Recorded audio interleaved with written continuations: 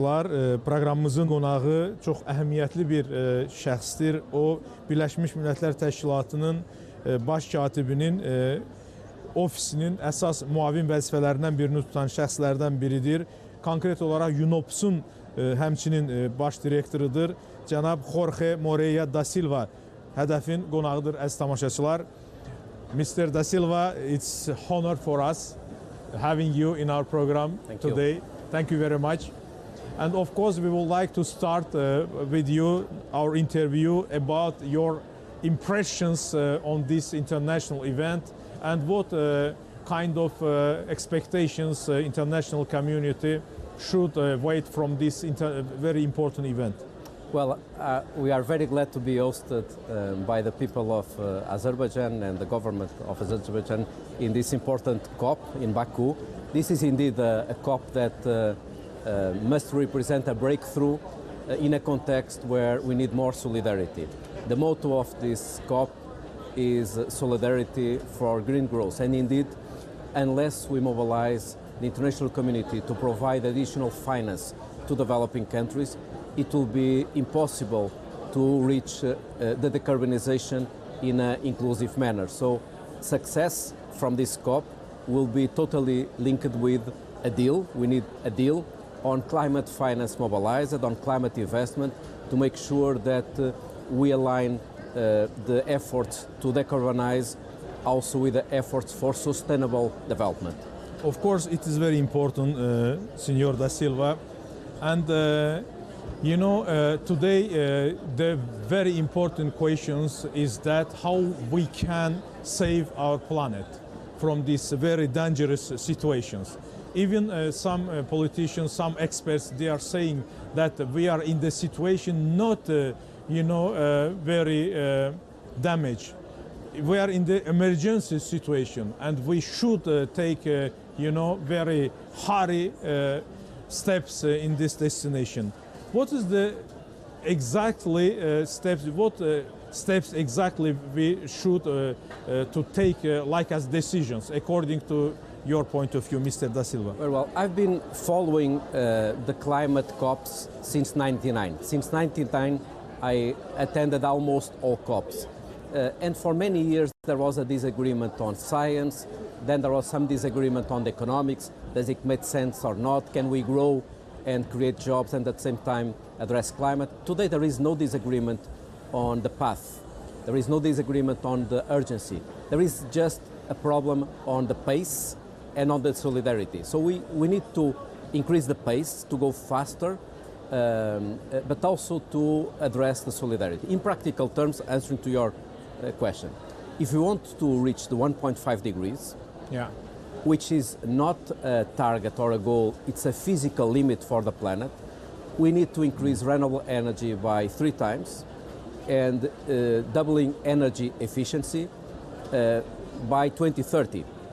But to do that, this is not only possible, but it's also profitable, because what the economic assessments conclude is that if we triple the renewable energy and if we double the energy efficiency, this will increase the GDP by 4% and will create 4 times more jobs on the energy sector. So we have all the data available. We just need more ambition on the decarbonization and more ambition on the solidarity with the people, with those most in need, because you cannot ask a country, for instance in Africa, with no access to electricity. 700 million people in the world have no access to electricity. You have 2 billion people without access to clean cooking. We cannot ask them to decarbonize at the same time that we don't provide climate finance needed. And the numbers are very clear. Developing countries need $2.4 trillion per year for climate action. And at this COP, we must find an agreement on that. And what are your expectations about the results of this COP29? What I would expect from this COP is a boost in 2 directions. One is a clear call for national governments to revise their national targets, to align those targets and those policies with the 1.5 degrees. And today, if you take all the targets, all the policies from the countries in the world, we are in a direction of 2.6 to 2.8 degrees. It won't work. So we need countries in this conference to agree, that in time for the next COP, to revise all the targets, all the policies to put us in the 1.5 degrees trajectory.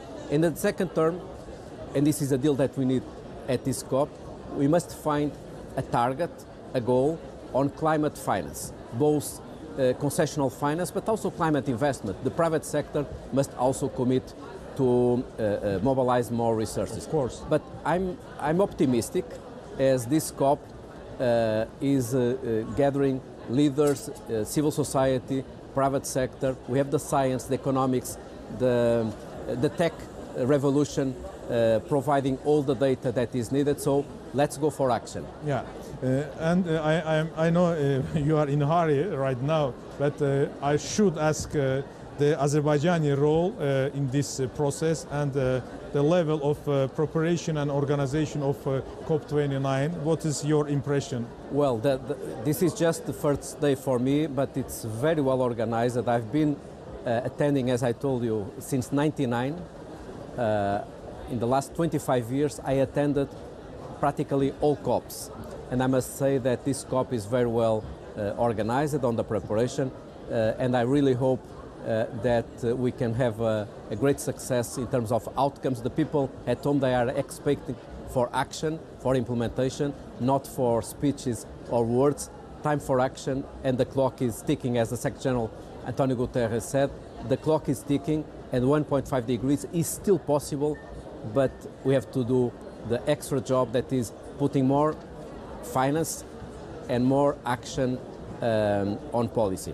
Yeah, of course. And last question, seriously, like as chairman of this COP29, Azerbaijani leader Mr. İlham Aliyev has spoken today in this opening conference. He has some messages for international community on the climate changes. We would like to know your opinion about his speech and his challenges also. Well, I think that there was a clear call for action. I think that he made a clear call to mobilize the leaders for a concrete outcome. And I really hope that his speech and the speech from the Secretary General Antonio Guterres has created the momentum that the negotiators now can focus on tangible results. So we have a few days. Let's use the opportunity here in the beautiful city of Baku to get a great deal, a deal that should be historical. Okay, thank you very much, Mr. Jorge Moreira da Silva. Əziz tamaşaçılar, Birləşmiş Millətlər Təşkilatı Baş Katibinin ofisinin müavinlərindən biri, həmçinin UNOPS-un, yəni BMT-nin bir strukturunun, əməliyyatlar üzrə strukturunun rəhbəri bugün hədəfin qonağı oldu.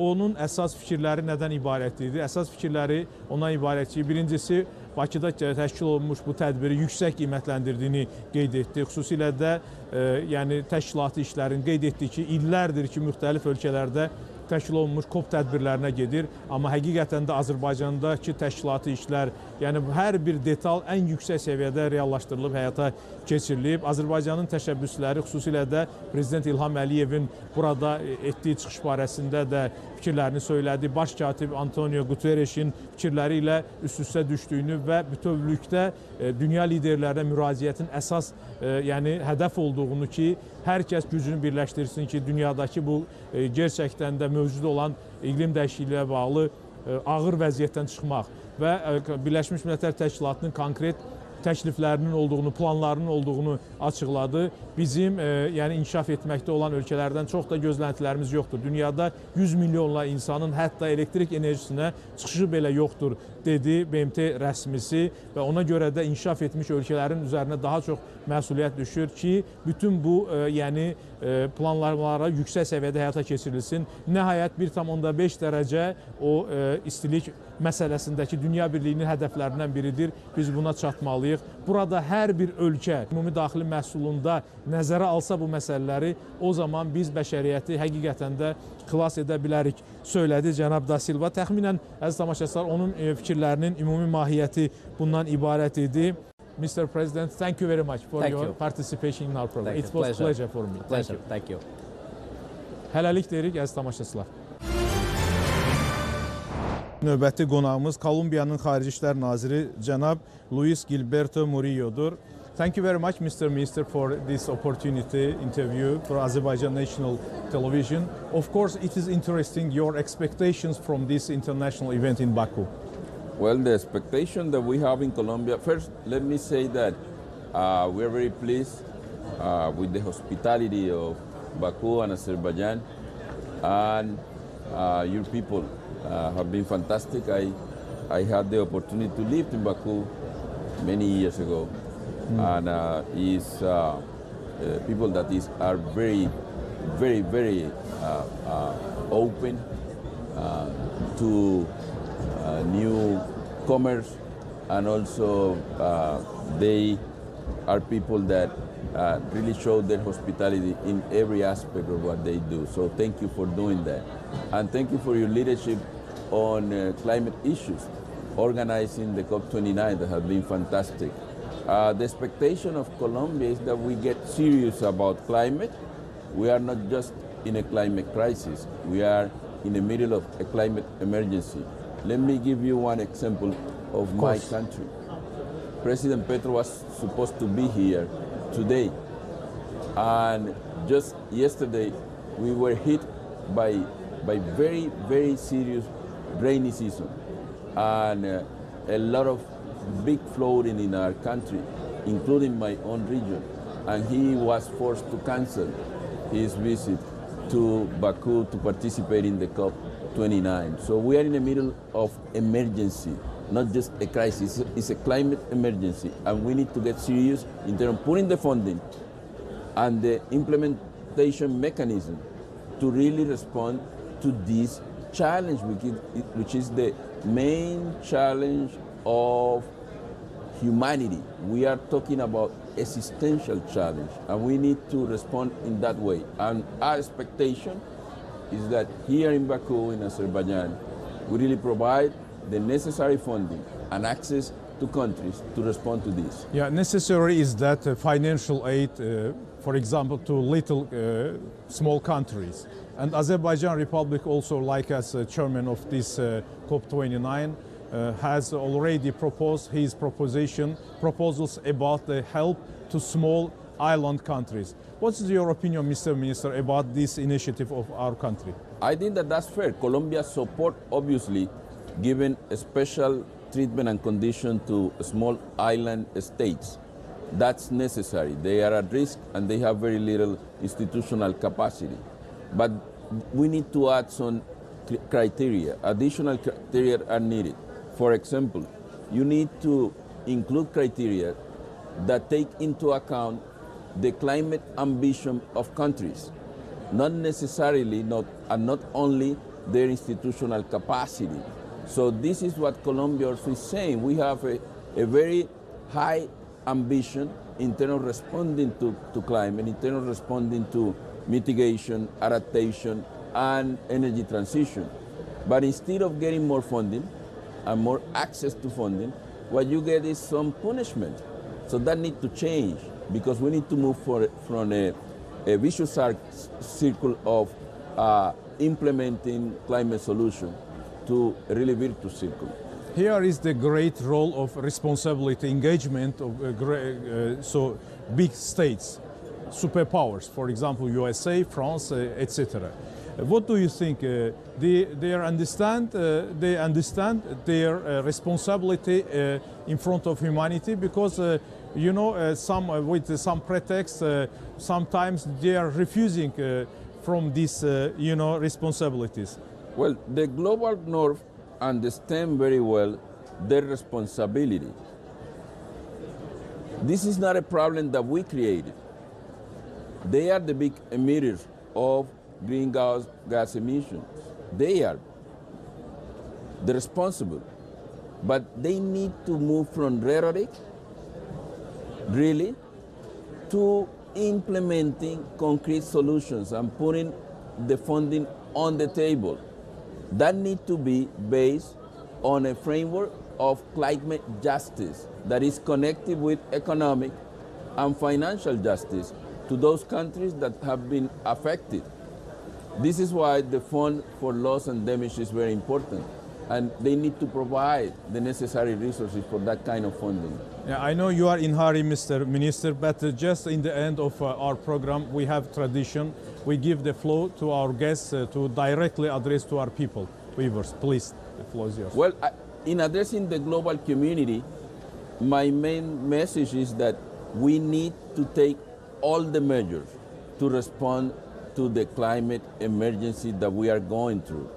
The planet and the humanity is really at risk. This is an existential threat, and we need to respond with global measures to give a sense of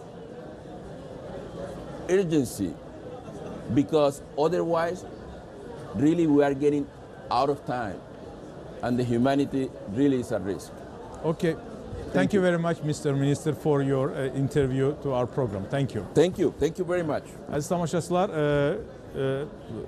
Kolumbiyanın Xarici İşlər Naziri proqramımıza verdiyi müsahibədə qeyd etdi ki, hazırda yəni iqlimlə bağlı kritik vəziyyət deyil, fövqəladə vəziyyət mövcuddur. Ona görə də bu emergency situation dediyi odur ki, yəni bütün ölkələr bu fövqəladə vəziyyətdən çıxmaq üçün güclərini birləşdirməlidirlər. Bakıdakı bu tədbirdən böyük gözləntiləri var. Sadəcə buraya toplaşıb hansısa fikirləri söyləmək yetərli deyil.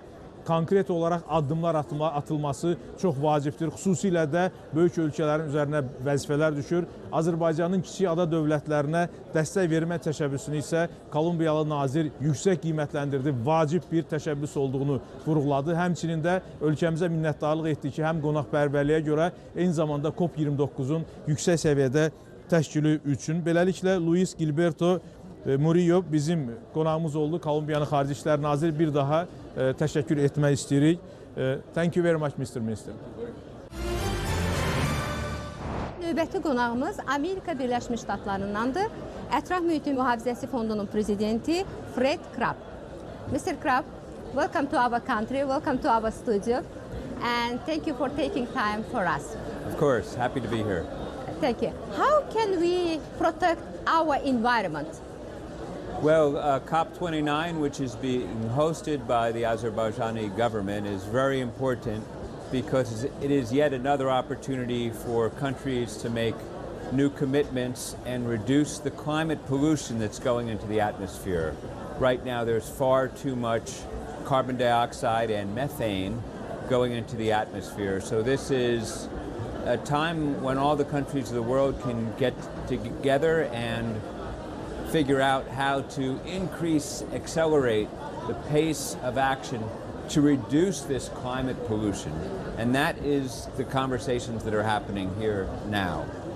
Mənim cənab Krapa sualım ki, biz ətraf mühiti necə qoruya bilirik daha doğrusu. Onun cavabı belədir ki, biz elə COP29 çərçivəsində ətraf mühiti necə qorumaqdan danışırıq və istixana qazlarının və o cümlədən karbon dioksidin azalması və biomüxtəlifliyin qorunması ilə bağlı burada müzakirələr aparırıq və bununla da qeyd edirik ki, biz ətraf mühiti necə qorumalıyıq. And it's interesting for me your opinion about the COP29. You mean that United Nations and Azerbaijan organize this event. How do you estimate? Everything is okay? Well, it's wonderful to be in Baku. It is a beautiful city. In terms of COP29, it is too early to know what the result will be. But I know the presidency was able to get an agreement on Article 6. That is concerning how nations cooperate with each other to reduce emissions. There's concerns that that agreement doesn't adequately address tropical forest protection. So I understand that the presidency will be overseeing a process over the next year to make sure that it does protect tropical forests. So that's very important. But overall, I would say it's just day two, and we are working to the best possible outcome. We know every nation needs to do more. İkinci sualım Azərbaycanın və Birləşmiş Ştatların yəni COP29-un təşkilatçılığı ilə bağlı gördüyü işləri qənaətbəxş hesab edirmi sualı idi və onun cavabı belədir ki, hər şey qaydasındadır və hələ ki ikinci gündür və burada bir sıra çoxlu razılaşmalar olacaqdır və burada meşələrin qorunması və digər yəni iqlim dəyişikliyindən bağlı olan məsələlərin müzakirəsi gözlənilir ki, bunlar da sözsüz ki, öz fundamental həllini göstərəcək. I'm not only journalist, and at the same time I'm PhD. I engage with journalism, and one of my topic it was the climate literacy. When I researched, I saw a lot of statistics, and that people in the world don't know about climate literacy. Is it important for us, climate literacy, and why we have to know it?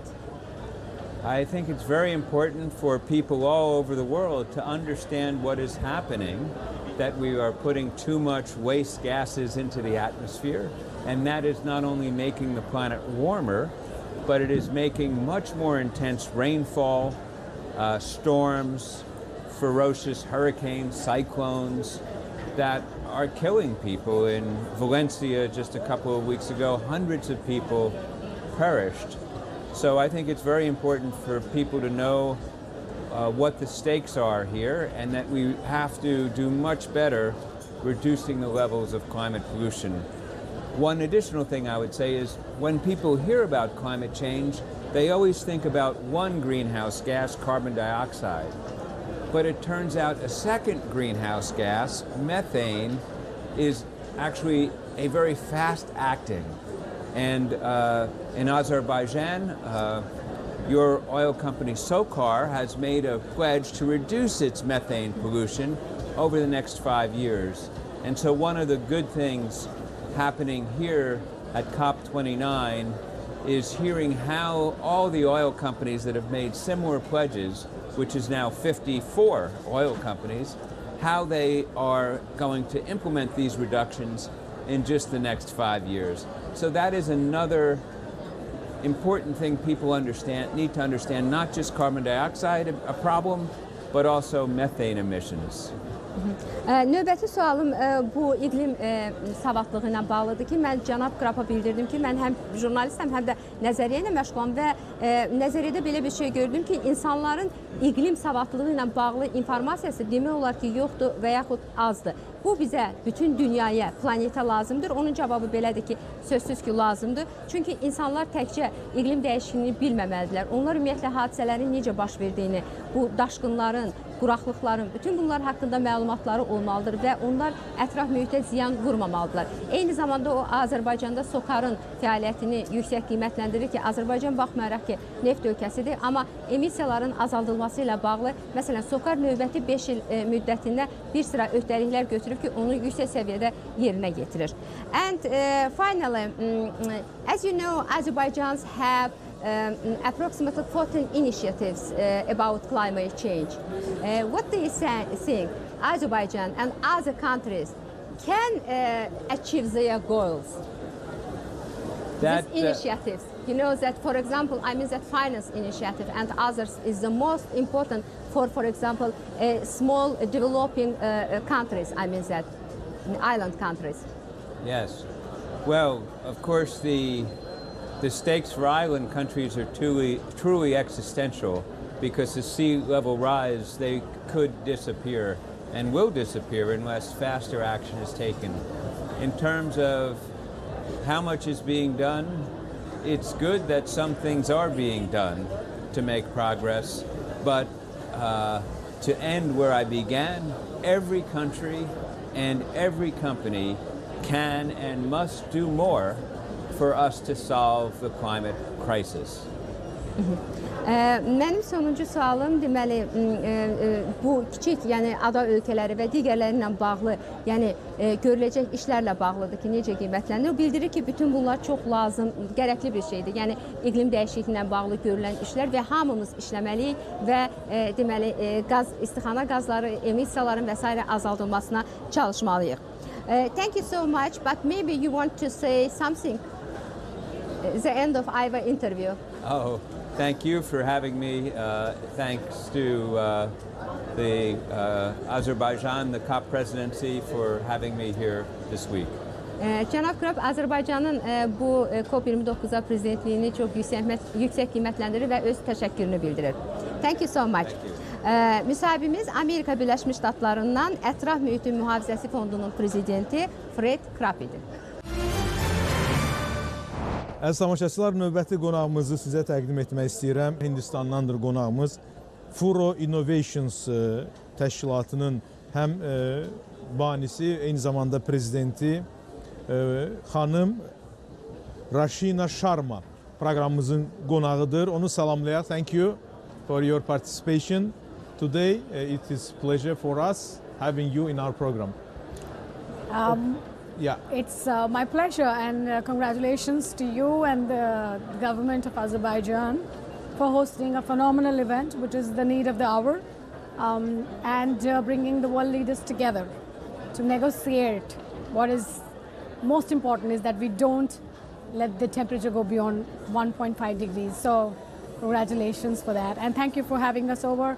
Wonderful hospitality besides hardcore negotiations. Yeah, it's a very important event, COP29, yes, because we are seeing the important, very important topics in this international conference. Of course, it is interesting to get your opinion about this, very important issues, and I see your activities also is very, connecting with these topics.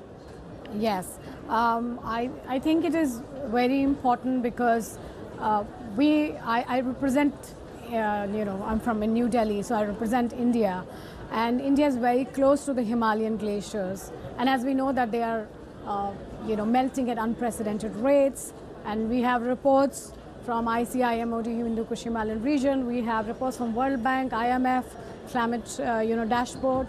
And of course, if you follow all the COP negotiations so far, primarily everyone is trying to keep the temperature down so that the Arctic glaciers do not melt. So this is very important because we need to ensure that we deliver what we have so far been negotiating in terms of NDCs. And this year, everyone, including India, is resubmitting their NDCs.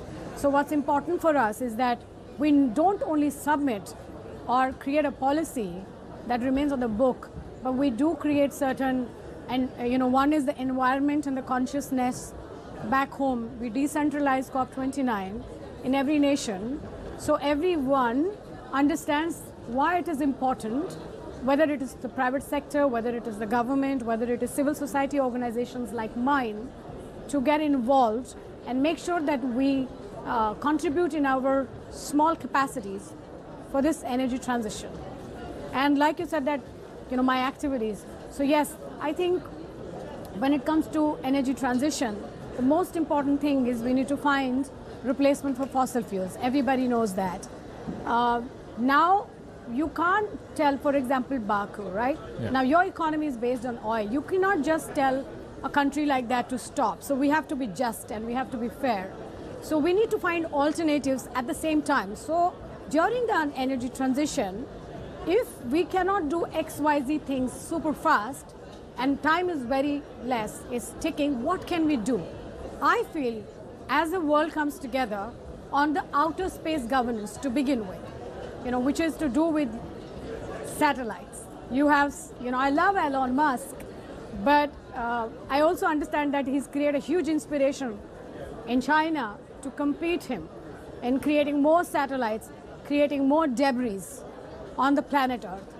So what happens is it's not only involves billions of dollars, which we are spending on, of course, some satellites are very important, like, like GPS and things like that, which help us in running our life, right?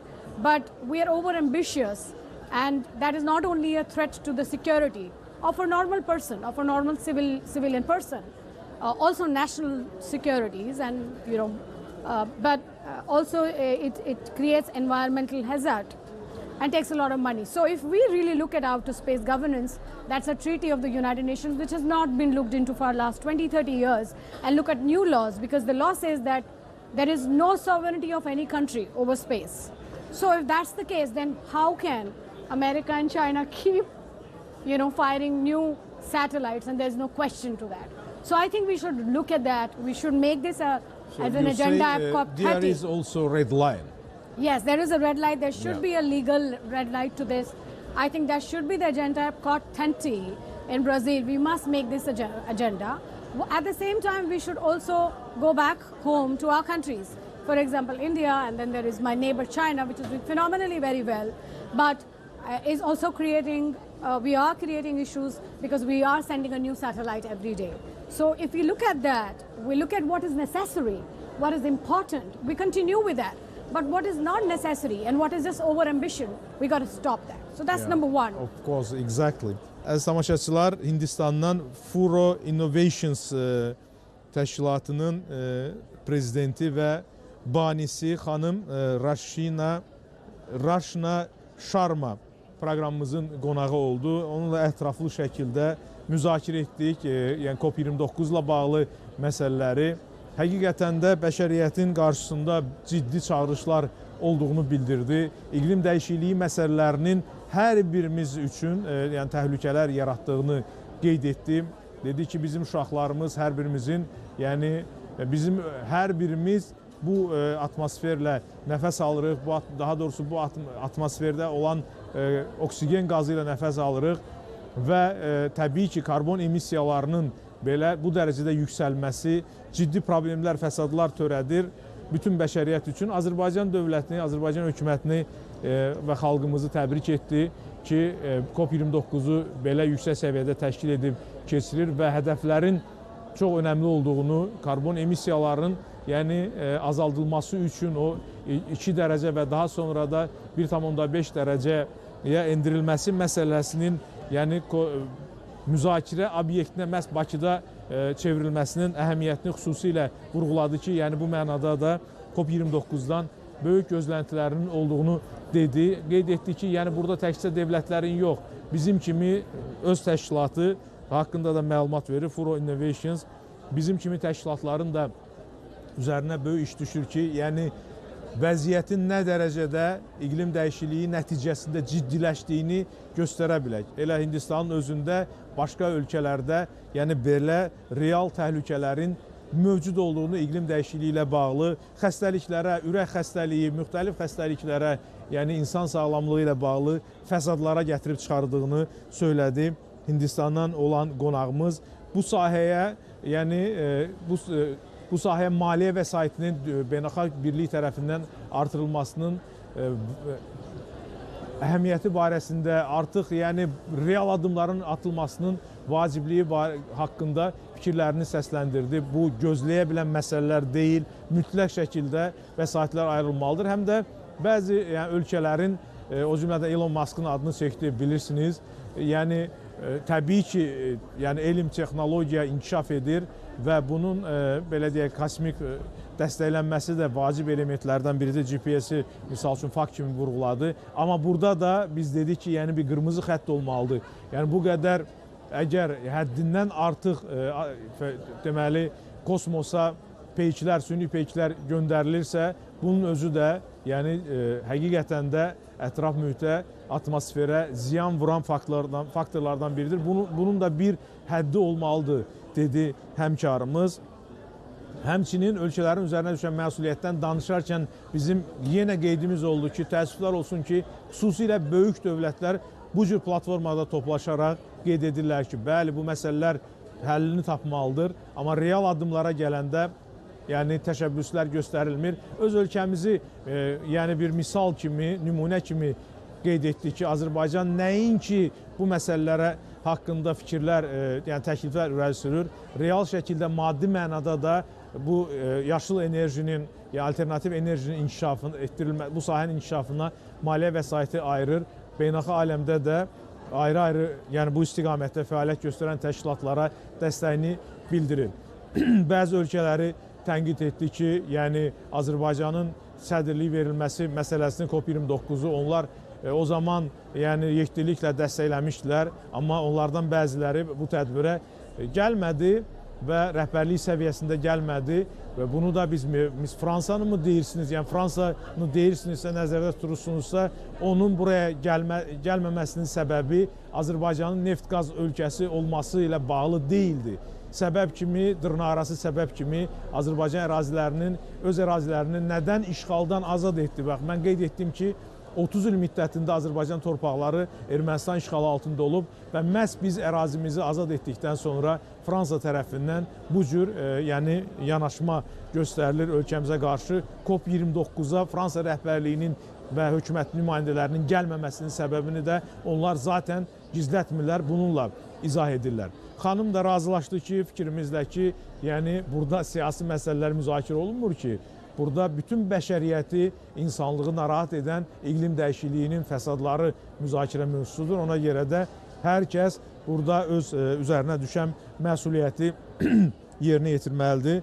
Raşna Şarma təşkilatçılıqla bağlı da fikirlərini ifadə etdi. Azərbaycanın dəstəklənməli olduğunu, bu cür gözəl təşkilati işlər görüb, addımlar atıb, təşəbbüslər irəli sürür və real, aktiv, fəal şəkildə proseslərdə iştirak edən bir ölkənin daha da çox dəstəklənməsinin vacibliyini vurğuladı. Hindistandan olan qonağımız Furo Innovations deməli təşkilatının rəhbəri xanım Raşna Şarmaya bir daha təşəkkür edirik.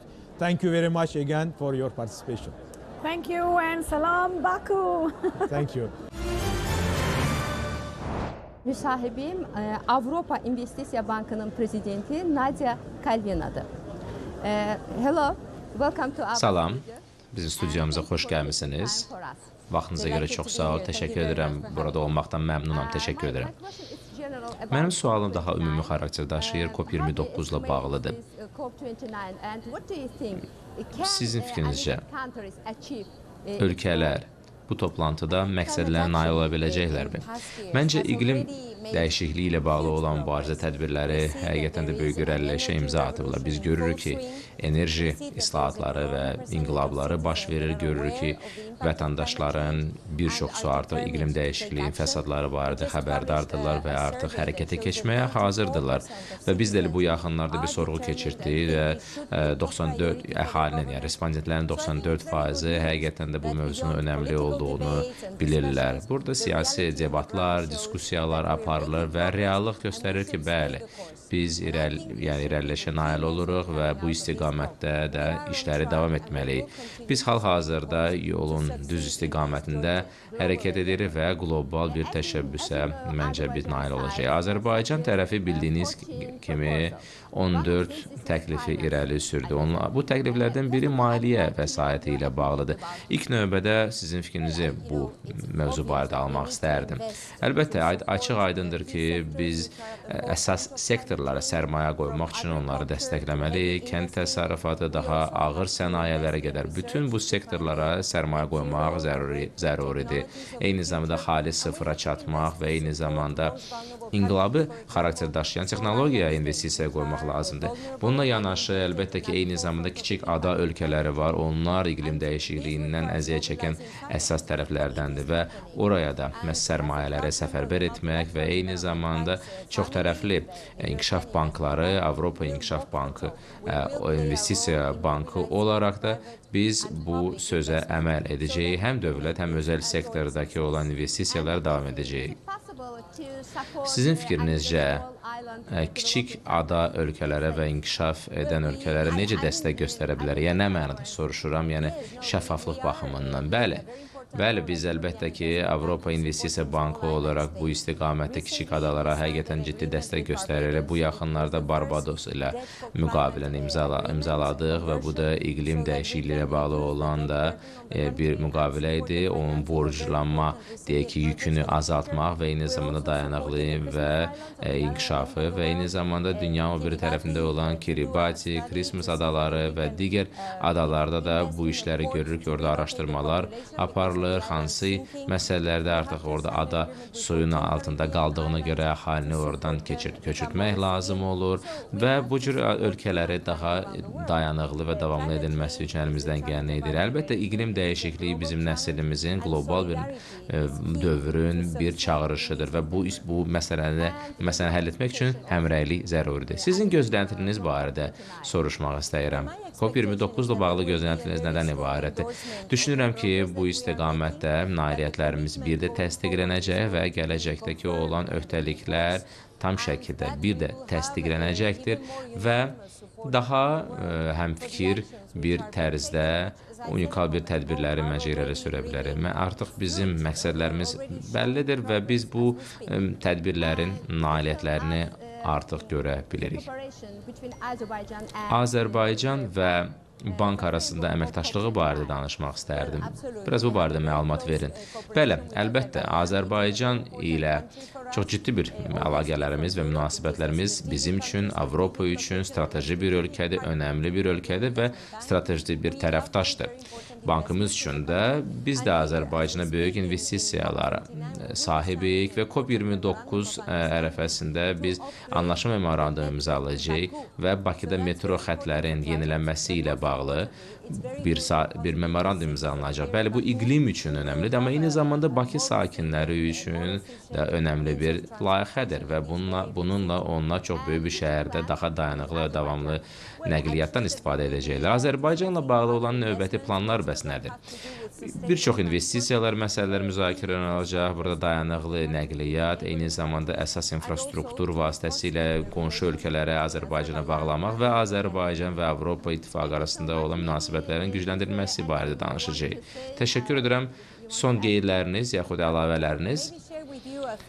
Yəqin ki, bir fikri sizinlə paylaşmaq istərdim. Keçən həftələrdə də bu barədə düşünürdük. İqlim dəyişikliyi, iqlim tədbirləri sadəcə olaraq doğru deyil, eyni zamanda ağıllı bir tədbirdir. Çünki dayanıqlığa və adaptasiya tədbirlərinə sərmayə qoyduğumuz $1, 5-7 dolları bizə qaytarır və itki və zərər baxımından onu bərpa etməyə imkan verir. Əlbəttə ki, bu açıq-aydındır məsələdir və bu istiqamətdə ortaq bir gələcəyimizə investisiya qoymalıyıq. Və sonuncu sual. Bütün COP-lar, bütün COP sammitlərdə sizcə fikrinizcə onlar məqsədə nail olublarmı? COP tədbirləri dünyanın bir çox güşələrindən bir araya gəlmək üçün bir fürsətdir. Həm kiçik adalara və çox böyük iqtisadiyyatlara, ABŞ iqtisadiyyatı kimi bir araya gətirən bir platformadır. Beləliklə, həmrəylik və hər kəs üçün uğurlu və qalib gələcəyi bilən bir ssenari hazırlamaq önəmlidir. Təşəkkür edirəm. Çox sağ olun. Buyurun. Müsahibim Avropa İnvestisiya Bankının prezidenti Nadia Kalbina idi. Əziz tamaşaçılar, COP29-un keçirildiyi məkandan bizim müsahibələrimiz əcnəbilərlə davam edir. Hədəf proqramında yenə də onların fikirlərini diqqətinizə çatdıracaq. Beləliklə, növbəti qonağımızı sizə təqdim etmək istəyirəm. O, Liberiyanın Meşə İnkişafı Təşkilatının direktorunun müavinidir, Agustin Johnson. Mr. Johnson, I would like to express our gratitude to see you in our program today. And of course, it is interesting to get your opinion about the COP29 and the topics which were under discussions here in Baku. Thank you very much. I'm honored to be invited by your station in your hall this morning. I'm from Liberia. I'm Augustine B. M. Johnson, the Deputy Managing Director for Operations at the Forestry Sector, Forestry Development Authority of Liberia. We have hope about this conference, COP29. We envisage seeing things to move forward. We want to see improvement, especially when it comes to the financial mechanism, how to mitigate climate change. So we hope for the better. Yeah, of course, we are hoping also for better, but we see here there is the great problems concerning the climate changes, results. And for the resolving of these problems, how is your opinion? The international community has already ready to solve these problems? Because why as I am asking this question, when during the discussions, what we see, yes, they are discussing and they are exactly, I mean, the great countries, the great big states. They are telling, yes, we have the problems, we should resolve these problems, but when in reality we are coming to resolve this, we didn't see, any will for that. For example, financial problem.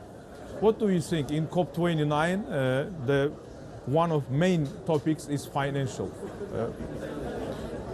International community will resolve these financial problems for resolving, for the saving, climate. No, actually, they are not coming forth because they pledged, the last time they pledged $100 billion and as part of the financing mechanism, but it's not coming to fruition. They are not living up to that standard, especially, as you said, the bigger countries of the world, the bigger polluters. United States, China, they're not coming forth, and now they're talking about trading. So, but our duty is to keep pushing. Our duty is to keep telling them the importance of financing or least developed countries, developing countries, to see how we can mitigate the issue of climate change.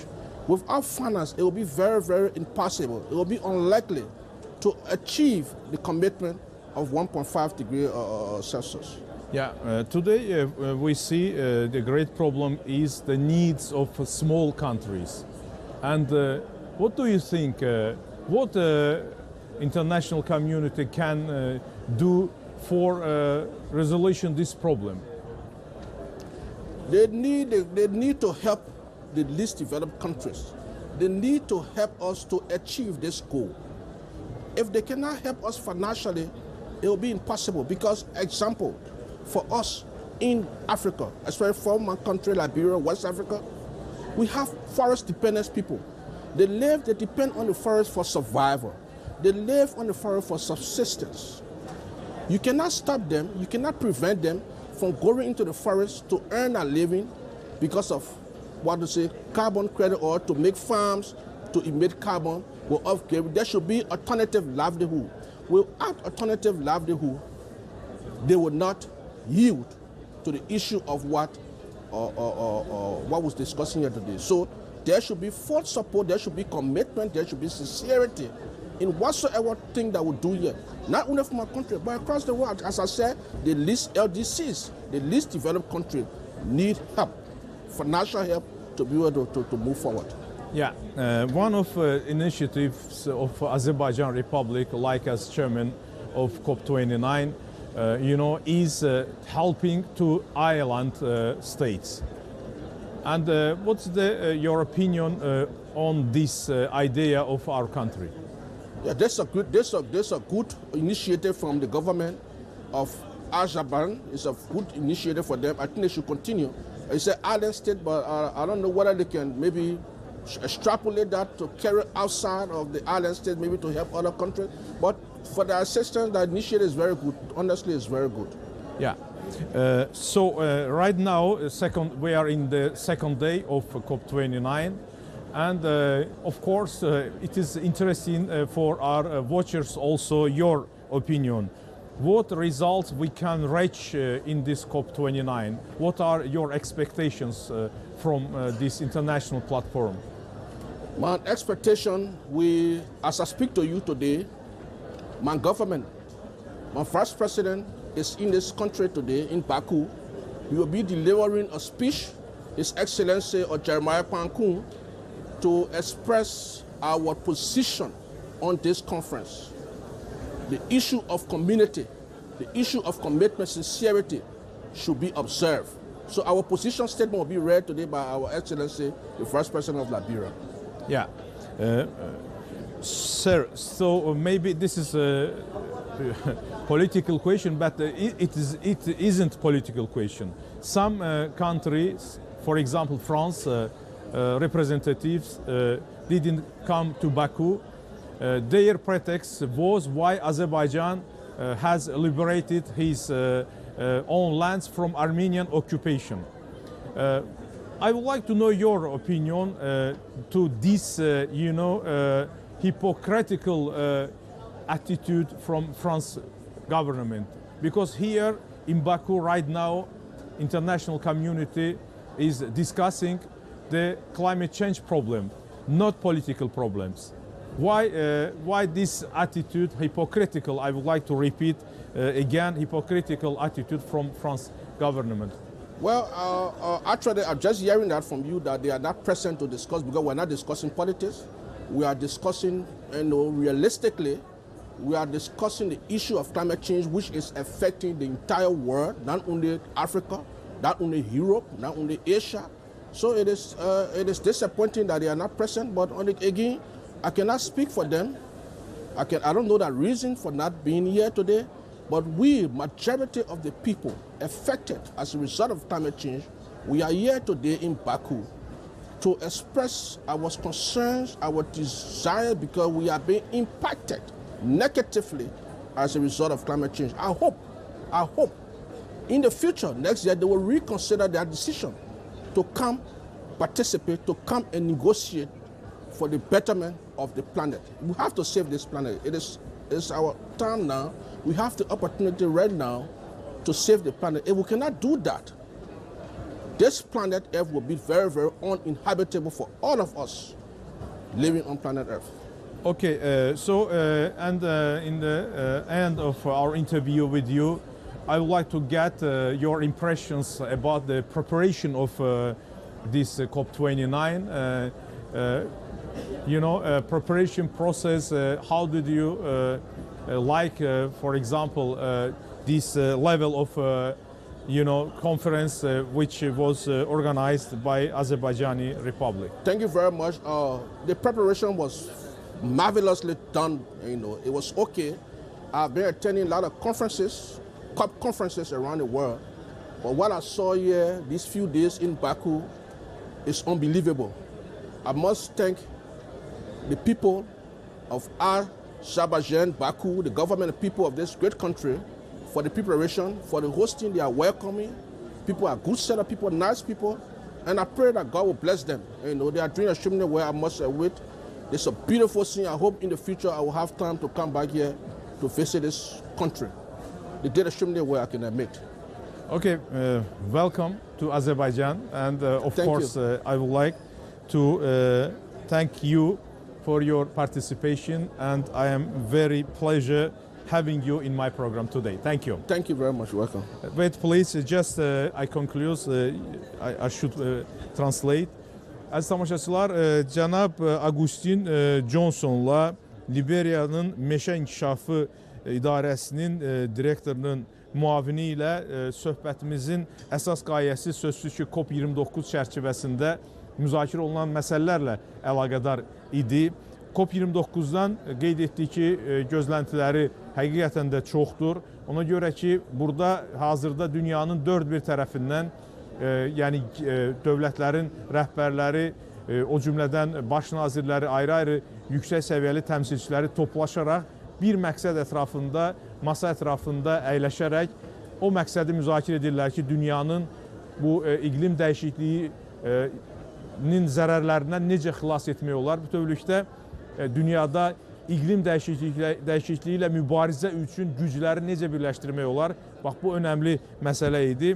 Maliyyələşmə məsələsi ilə bağlı da ki, biz bilirik ki, COP29-da əsas müzakirə olunan məsələ məhz bundan ibarətdir ki, yəni xüsusilə inkişaf etməkdə olan ölkələrə maliyyə dəstəyi göstərsinlər böyük dövlətlər. Yenə də o sualı təkrarladıq ki, yəni təəssüflər olsun ki, böyük dövlətlər bu məsələdə, yəni çox hallarda danışırlar ki, yəni etmək lazımdır bunu, məsələni həll etmək lazımdır, amma real addımlar gələndə bunu etmirlər. Qonağımız da bildirdi ki, lazımdır ki, yenə də böyük dövlətlər də, ümumiyyətlə hər kəs bu məsələdə öz məsuliyyətini hiss etsin. Çünki bəşəriyyət həqiqətən də bu iqlim dəyişikliyi səbəbindən ciddi problemlər qarşısındadır. Yenə də Fransa təmsilçilərinin biz bilirik ki, COP29-u boykot etmək çağırışları var idi ölkələrinin daxilində və bunu müxtəlif bəhanələrlə edirdilər. Ən əsas bəhanələri də odur ki, biz bilirik ki, nədən Azərbaycan öz ərazi bütövlüyünü bərpa edib, nədən separatçılığa son qoyub. Bax, bu bəhanə idi və bu bəhanəni də əsas gətirərək dünyanın gözünün içinə baxa-baxa əslində bu siyasi məsələ də adlandırıla bilər. Bakıya gəlməkdən imtina ediblər fransız rəsmiləri. Buna qonağımızın münasibətini soruşduq və bu ikiyüzlü addımdır ifadəsini də səsləndirdik. Qonağımız bildirdi ki, əlbəttə burada siyasi məsələlər müzakirə olunmur. Ona görə də bu tədbirə yenə də təkrar etdi ki, bugün katastrofik bir vəziyyət yaranıb iqlim dəyişikliyi ilə bağlı.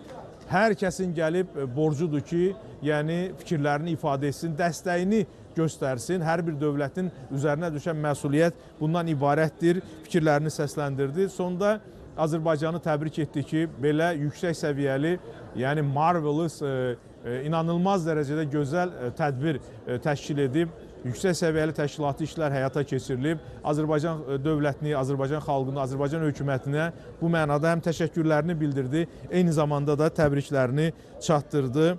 Bizim Liberiyadan olan qonağımız o ölkənin meşə inkişafı idarəsi direktorunun müavini Agustin Johnson. Thank you very much again. Thank you very much. Hələlik deyirik sizə.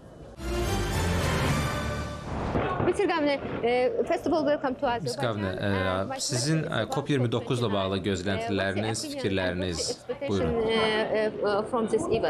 Senhor governador, antes de tudo, queria saber quais são as suas expectativas e qual a sua opinião sobre o evento.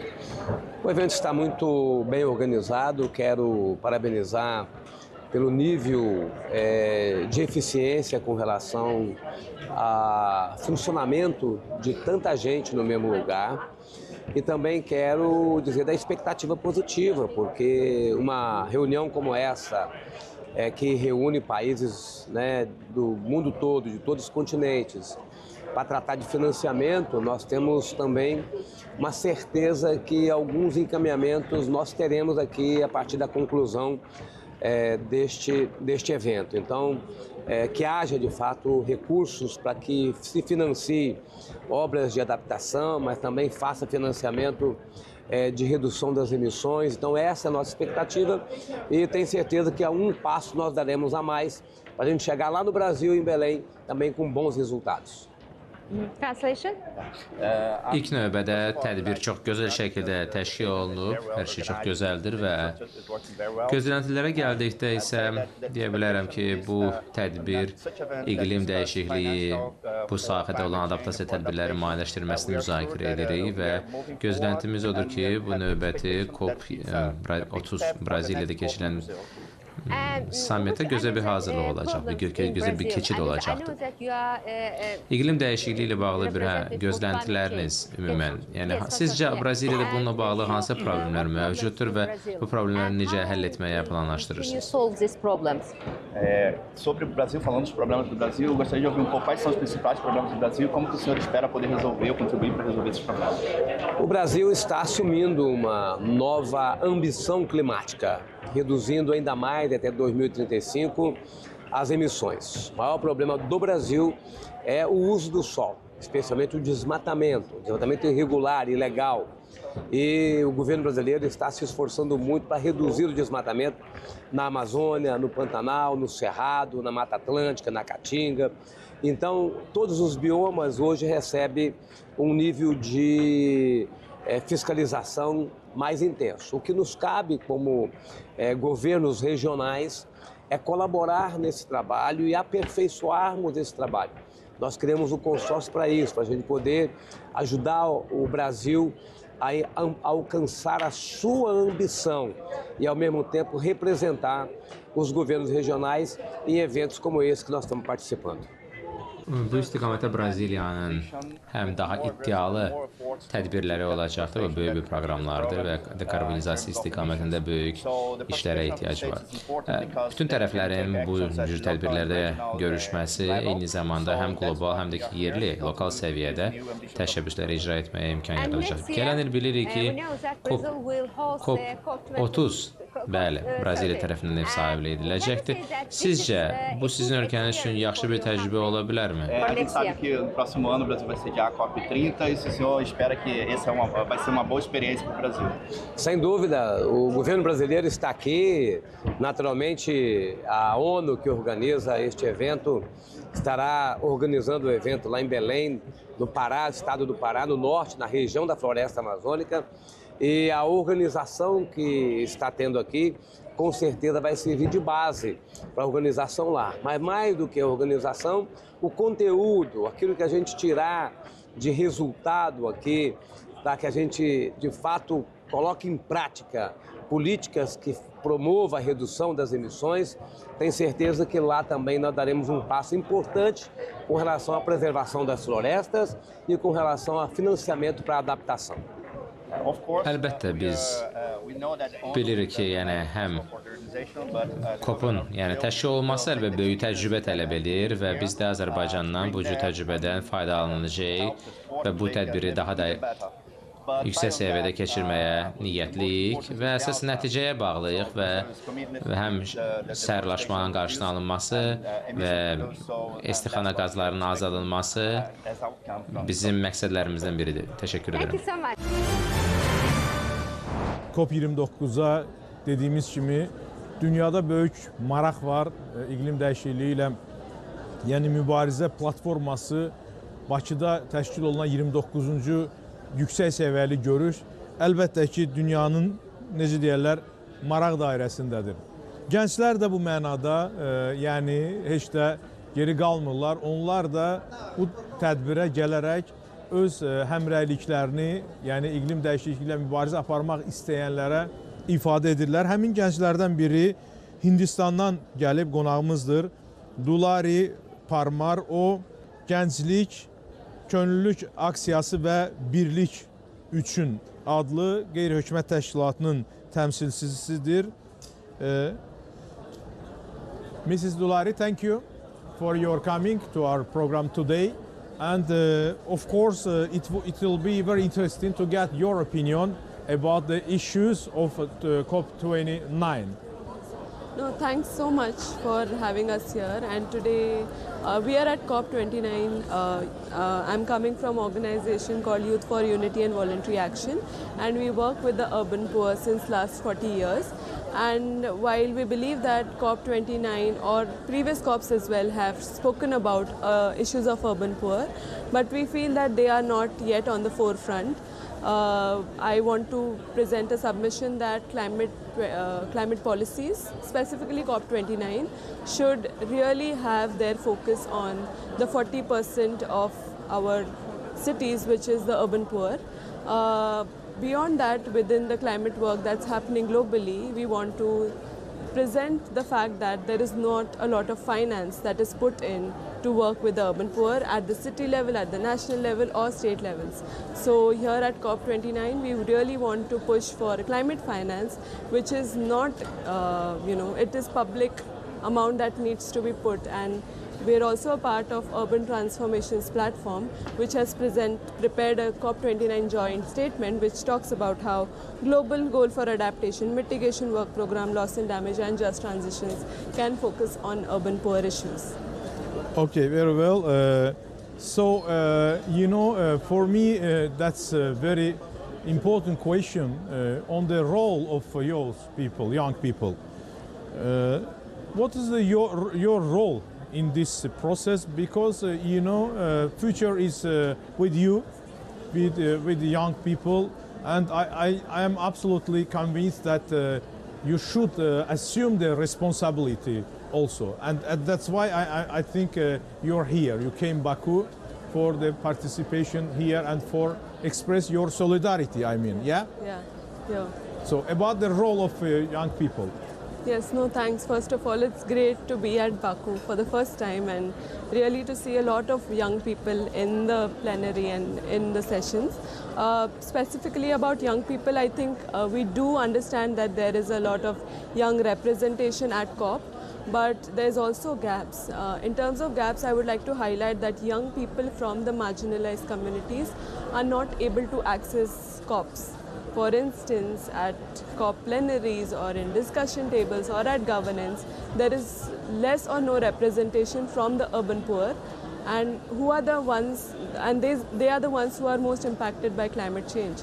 So not only young people do have the power to adapt and cope at their level, but also they have great ideas and great unique contribution that they can do at higher levels, that is at governance or at places where they can actually put forth their opinions, and like COP29, but also yes, have places where they can actually input in the legal mandates that happen on climate policies. So yeah, that's where in the program of COP29, I know that about the role of young people, your organizations also is speaking and giving importance. In this regard, we would like to know your expectations from this international event. Yes, no, thanks for that very important question. I think I'd like to read out a few points from our joint statement.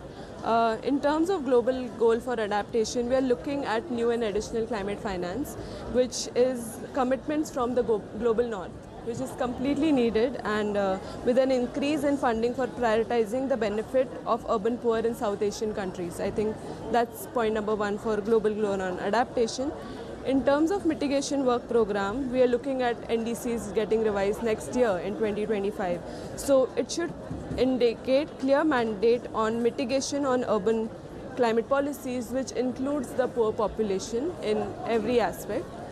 In terms of loss and damage, we are looking at ensured sustained climate finance for loss and damage, and that finance is not only at the national level, but it should seep down to the people who can benefit out of it, who are most impacted, the marginalized communities, especially in our cities, and collaborative funding access for cities, civil societies, CSOs, CBOs to mitigate for loss and damage in urban areas. And lastly, in terms of just transition, I think the conversations on just transitions are yet not focusing on urban.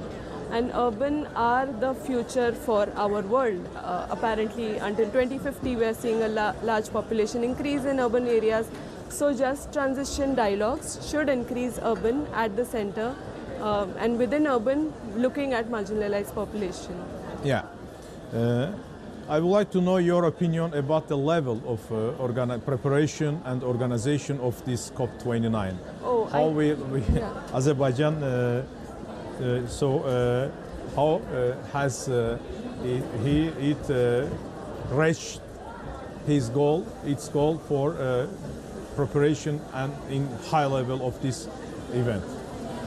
I think it's my first time in Baku, and my feeling is very positive. First of all, it's a great venue, very close to the stadium, and the organizers, the volunteers are working tirelessly day and night. So, and that really helps for someone from foreign coming to the new country and having, so much help across, from volunteers to citizens to organizers. So it's excellent. I think it's great that Baku has done such a great job already, and I'm looking forward to the next few days at COP. Okay, thank you very much for your participation in our program today, and I hope also you will reach your goals and your expectations from this international conference also will give the positive results. I am sure about that. Dulari Parmar Hindistandan qonağımız oldu əziz tamaşaçılar. O Gənclər Birlik və Könüllülük Aksiyası qeyri-hökumət təşkilatının təmsilçisidir və Bakıda keçirilən bu tədbir haqqında özünün fikirlərini ifadə etdi. Gənclərin böyük gözləntilərinin olduğunu vurğuladı. Tədbirdə iştirak məsələsi ilə əlaqədar qeyd etdi ki, dünya dövlətlərinin, liderlərinin Azərbaycan paytaxtına gələrək COP29 tədbirində iştirak etməsi çox vacib hadisədir. Amma eyni zamanda gözləntilər də real nəticələrin, ortalığa qoyulmasıdır. Aparılan müzakirələrdən real nəticələrin əldə olunması çox vacibdir. Bu mənada gənclər yəni özlərinə düşəni etməyə hazırdılar. Bax, öz təşkilatlarının bu mənada bəyannaməsini, bəyanatını oxudu. Xüsusilə iqlim dəyişikliyi ilə mübarizə aparılması üçün maliyyə dəstəyinin verilməsi məsələsinə qonağımız önəm verdiyini vurğuladı və bu mənada yəni tədbirdən ciddi gözləntilərinin olduğunu dedi. Həmçinin yenə də Azərbaycanın tədbiri yüksək səviyyədə təşkil etdiyinə görə təbriklərini çatdırdı və burada böyük qonaqpərvərliklə qarşılandıqlarını, hər cür rahatlığın o cümlədən yaradıldığını söylədi Hindistandan olan qonağımız. Thank you again for your participation in our program. Thank you. Müsahibim Timor-Leste ölkəsindəndir. İqlim məsələləri üzrə xüsusi nümayəndə Adaun Barbozadır. Mr. Barboza, welcome to our studio and thank you for taking time for us. Thank you very much. It's my pleasure to be with you and good morning. Mr. Barboza, as you know, one of initiative by Azerbaijan, this is the small developing countries, the problems. And first of all, I would like to know that what's your opinion about it? What do you think? Thank you very much, and let me express my appreciation to the government and people of Azerbaijan for hosting us in this very beautiful city of Baku. And in terms of our priorities, the climate finance, especially new collective quantified goal, is critically important for us to achieve a decision at this COP.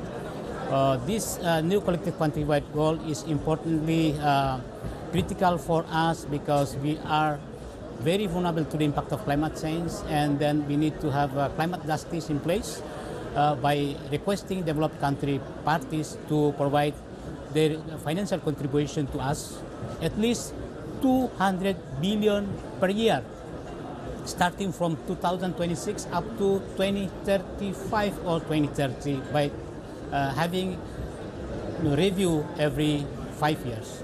It will be very much important for us to address loss and damage that we are facing at the moment, adaptation, mitigation, as well as capacity building and technology transfer.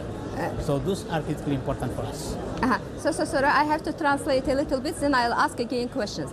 Deməli, müsahibim cənab Barbozanın verdiyim sual Azərbaycanın qaldırdığı məsələlərdən biri də kiçik ada dövlətlərinin maliyyə məsələsidir. Hansı ki, bu ölkələrin yox olma təhlükəsi var və o bu təşəbbüsü, Azərbaycanın bu təşəbbüsünü yüksək qiymətləndirir və maliyyə məsələlərində ölkəsinin yəni böyük ehtiyacları olduğunu bildirir. Və düşünür ki, ümumiyyətlə iqlim maliyyəsi yəni ölkəsinə həm çox vacibdir ölkəsinin qalması üçün və həmçinin bir sıra bərpa olunma məsələləri ilə, hansı ki bu bərpa olunma və uyğunlaşma proseslərində mühüm rol oynayacaq.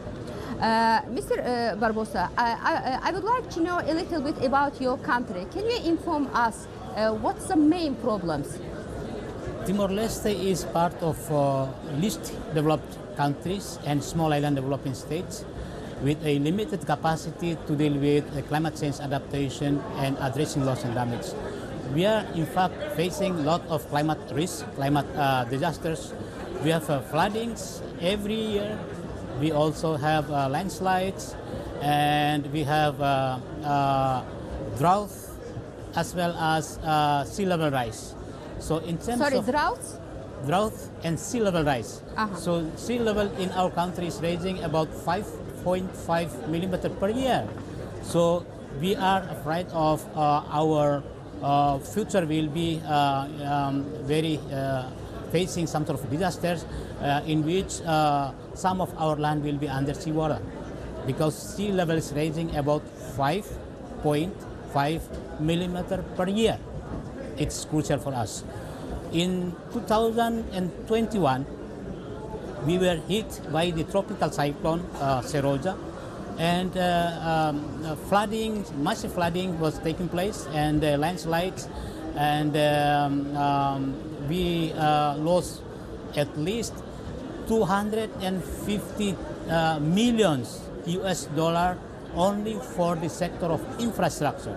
So people were displaced from their homes, and up to date, it's very difficult to have some sort of reconstruction and rehabilitation because we have a limited financial support to at least address these critical issues. And at the same time, we are just suffering from the impact that is made by somebody else out there. We only have national emission about 0.003% compared to global emission. But suffering that we are facing at the moment is higher than our contribution to the greenhouse gas. That's why we are asking to have a climate justice in place. At this COP, we need to achieve decision on the new collective quantified goal. Aha.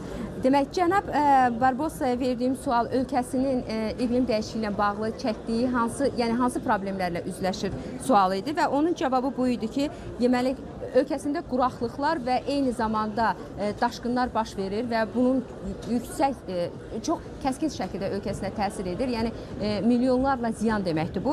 Eyni zamanda infrastruktura çox böyük ziyan dəyir. And what's your expectation from this event?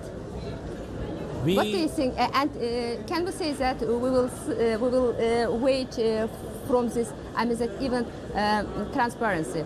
I mean, that countries. We are looking forward to get, firstly,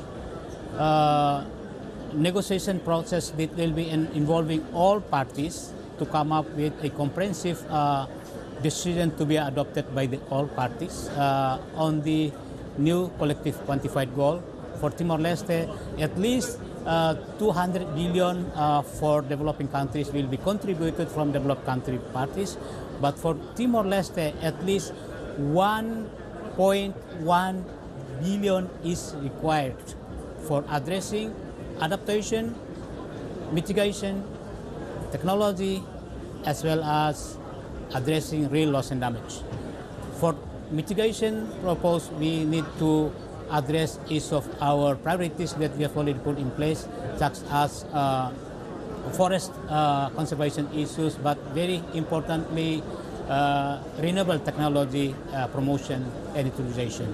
That is very, very key for us. For adaptation, we have already formulated our national adaptation plans with different priorities, but the first priority will be given to agriculture and also food security and water resource and human health, infrastructure, and so on and so forth in terms of tourism issues. For loss and damage, of course, sea level rise is one of the slow onset events that we need to get support financially, technologically, and also capacity building. That should be from this COP. This COP needs to deliver, not to say, but to deliver. Not to say what we need to say, but deliver what we want to deliver. Thank you very much. Thank you so much. I should again translate. Demək, cənab Barbosa'nın sözlərinə görə, yəni mənim sualım ona ki, yəni ölkəsi ilə bağlı, yəni gözləntiləri nədir? O bildirdi ki, yəni ayrılacaq puldan onlar bərpa və uyğunlaşma məsələlərinə sərf edəcəklər və eyni zamanda burada meşələrin salınması, əkin sahələrinə yəni diqqət artırılacaqdır. Mr. Barbosa, thank you so much. Thank you for this interview. Thank you very, very much for inviting us. Xatırladım ki, müsahibimiz kiçik ada dövlətlərindən olan Timor-Leste ölkəsindən idi. İqlim məsələləri üzrə xüsusi nümayəndə Adaun Barbosa idi.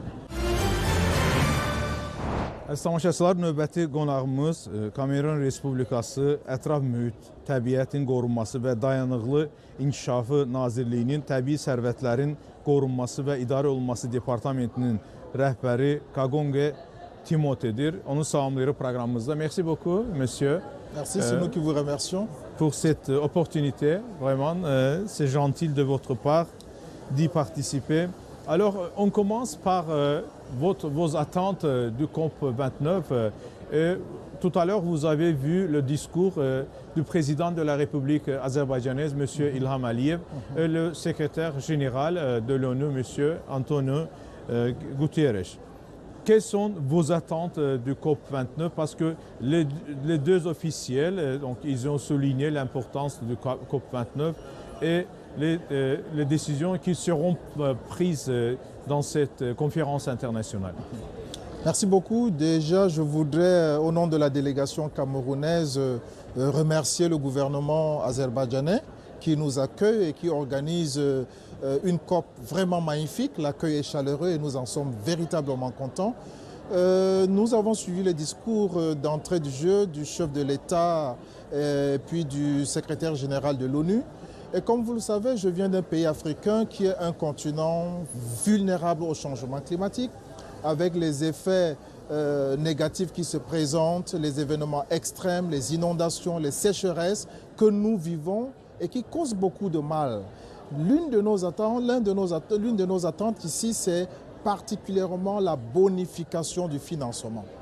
Le financement de l'action climatique a été tellement réduit. Lorsque nous sommes sortis de la COP29 de Paris, des engagements avaient été pris par des pays développés, accompagner les pays en développement pour une mobilisation financière de 100 milliards de dollars. Mais au fil de l'année, pendant 7 ans environ, même pas 100 milliards de dollars a été mobilisé. Il va falloir, pendant cette COP, que les acteurs, les pays développés s'engagent davantage à mobiliser des financements. Pas seulement des promesses, mais de passer à l'action, de passer concrètement à l'action en mobilisant des financements. Est-ce que vous voyez la volonté de ces pays il faut avouer qu'il y a un manque de volonté notoire qui se pose parce qu'il y a beaucoup de promesses, comme vous avez souligné, mais en action, on voit pas beaucoup de choses. Il n'y en a pas. Quand vous prenez le fonds vert, aujourd'hui, la mobilisation, elle est tellement basse. Quand vous prenez le fonds pour les pertes et dommages qui vient d'être créé, on n'a pas encore de mobilisation financière. Et le continent africain, et le Cameroun en particulier, doit s'adapter aux mesures de changement climatique. Ça, c'est encore une autre attente. Augmenter le financement de l'adaptation. Parce que pendant longtemps, c'est le financement de l'atténuation qui a été mis en exergue. Il va falloir augmenter le financement de l'adaptation. Il va falloir régler les problèmes aussi de crédit de carbone. Depuis 8 ans, on est en train de négocier sur l'article 6. La bonification du marché carbone pourrait davantage booster les pays qui ont le potentiel forestier comme les nôtres en allant sur le marché carbone pour réduire des émissions de gaz à effet de serre. Voilà autant de choses que nous attendons et nous espérons peut-être que nous pouvons sortir d'ici.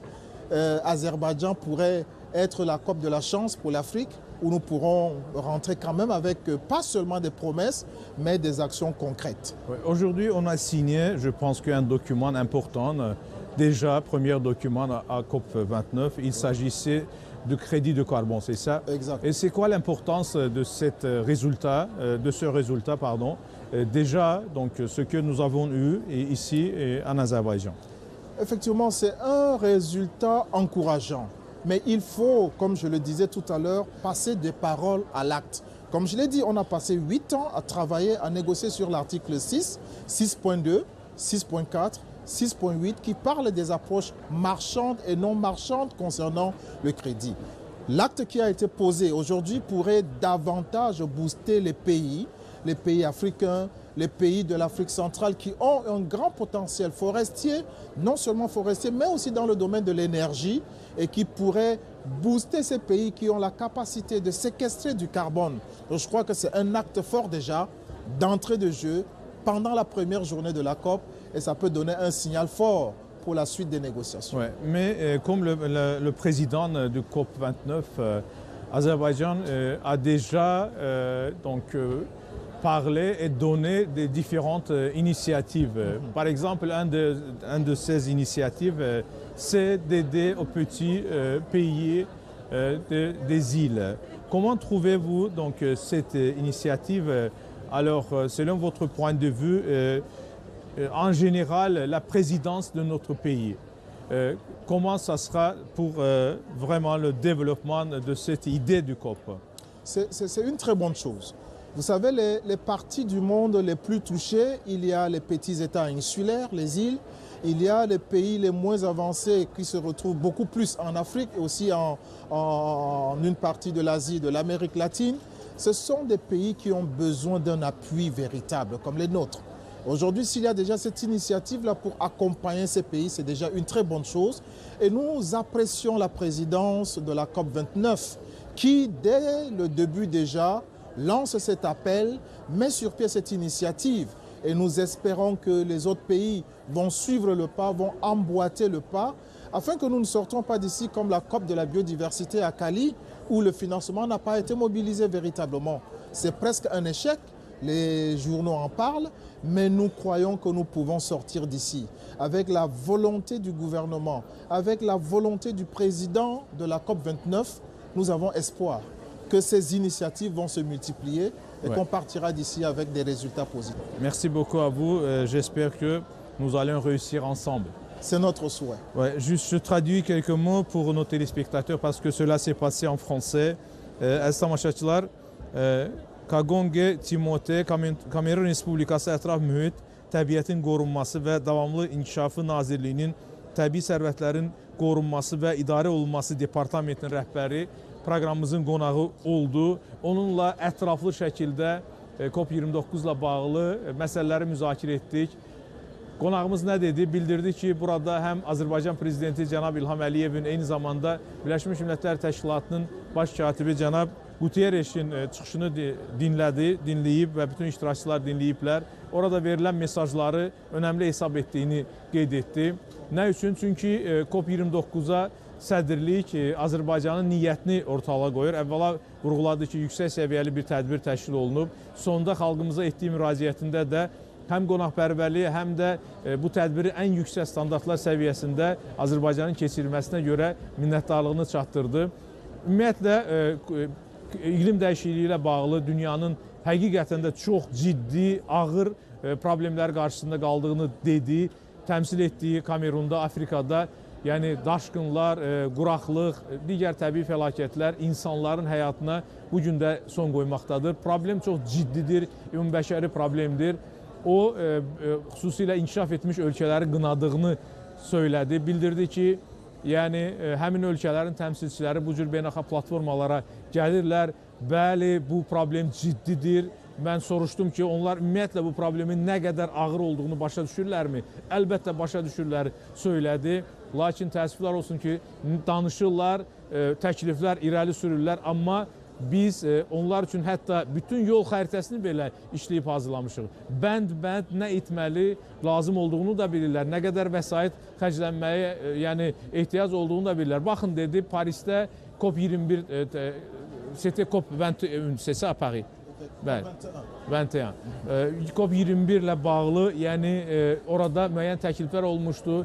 Yəni, c'était 500 milliards de dollars, c'est ça? 100 milliards de dollars par an.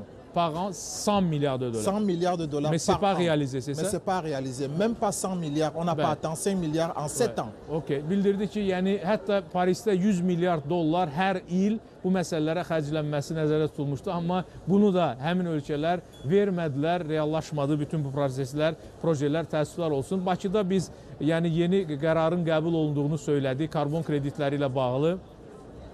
Bunu alqışladığını söylədi. İlk addım kimi bu istiqamətdə gördüyünü ifadə etdi. Bütövlükdə, yəni onun fikirləri ondan ibarət idi ki, dünya iqlim dəyişikliyinin ciddi, çox ağır təsirləri altındadır və bundan xilasın yeganə yolu həm böyük dövlətlərin bu məsələyə daha ciddi yanaşıb onun maliyyələşməsinə dəstək verməsindədirsə, digər tərəfdən də güc birliyindədir. Bütün bəşəriyyət, o cümlədən də bizim ölkələrimiz bu istiqamətdə addımlar ata bilərlər. Söylədi cənab Kagonge Timote, yenə təkrar edirəm, Kamerun Respublikası Ətraf Mühit, Təbiətin Qorunması və Davamlı İnkişafı Nazirliyinin Təbii Sərvətlərin Qorunması və İdarə Olunması Departamentinin rəhbərinə bir daha təşəkkür edirik. Merci beaucoup pour votre participation dans cette émission. Merci beaucoup. Beləliklə, əziz tamaşaçılar, qonağımızla müsahibəni yekunlaşdırırıq. Görüşənəyək deyirik sizə.